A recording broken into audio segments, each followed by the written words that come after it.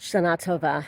I just wanted to take an opportunity to create a message for you for Rosh Hashanah, as this is the time of year when we're thinking about our mitzvot ben adam lechavero, our mitzvot between ourselves and our fellow man. And this is really all about relationships. Rosh Hashanah is really an opportunity for us to really think about how can we heal our relationships? How can we make our relationships better? How can we improve them?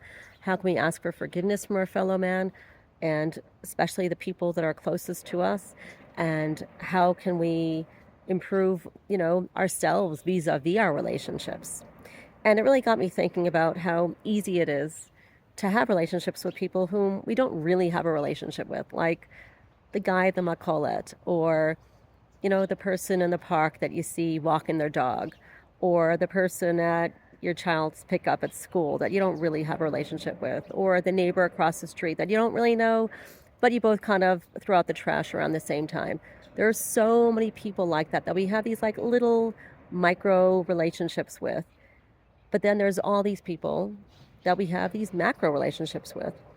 These people that we're expected to have deep and meaningful relationships with, our parents, our siblings, our children, and of course the people that we love the most, our spouses, our boyfriends, our girlfriends, and the people that we want to have as our boyfriends or girlfriends, and to go deeper with. And it's those people that we have such a much harder time with, because it's those people that we're expected to show up that much more for. And it's those people that we have expectations of, full stop. And when we have expectations in our relationships with, and our expectations don't always match up, that just makes it so bloomin' hard. And sometimes it causes us to feel all sorts of disappointment, and sometimes it causes us to feel a lot of pain.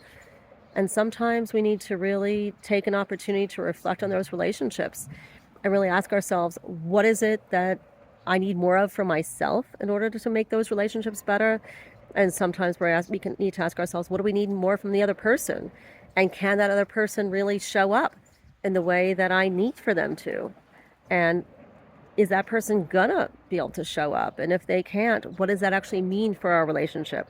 So this time of year stirs up all these kinds of questions, which are really, really deep and really, really painful for a lot of us. And it also got me thinking about the shofar. And the Rambam gives a few explanations about the shofar and the different sounds that the shofar makes, the tekiah, the shvarim, the truah, right? All those different sounds, those different types of sounds, they all have different meanings. And he says that the tekiah, the first long sound, is this kind of wake-up call. It's this thing that's trying to shake us and wake us up out of our slumber, and is trying to tell us, hey, it's time for you to get out of your own head, because this world wasn't just created for you. It was created for you and other people. And then the shvarim, the sound of the shvarim, those three whale-like sounds, the ooh, ooh, ooh, I'm not really doing it all that well, but it's this deep, deep wailing sound that's supposed to stir up this deep pain, this deep longing inside of us, this deep desire for us to really connect with people in a way that maybe we haven't connected, or it's stirring up this deep longing of some sort inside of us. And then the truah, the that alarm clock sound, that annoying alarm clock everybody wants to just turn off first thing in the morning, because everybody wants a little bit more sleep because we can never get enough.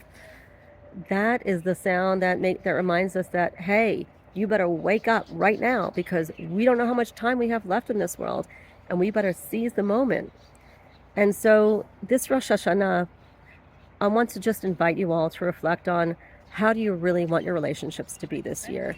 And are you feeling satisfied and nurtured by the way that you're relating to the people that are closest to you, that are most important to you? And what is it that you need from yourself to be different, so that you can show up in the way that you want to? And what is it that you need from the other people around you? And how can you create something a little bit different? And do you have enough inside of you in order to do that? Do you need a little extra help in order to really create the relationships in the way that you want? And sometimes we all need a little bit of help to get out of ourselves and to really get out of our own heads, and to just want to blame the other person for for our relationships not being the way that we'd like them to be.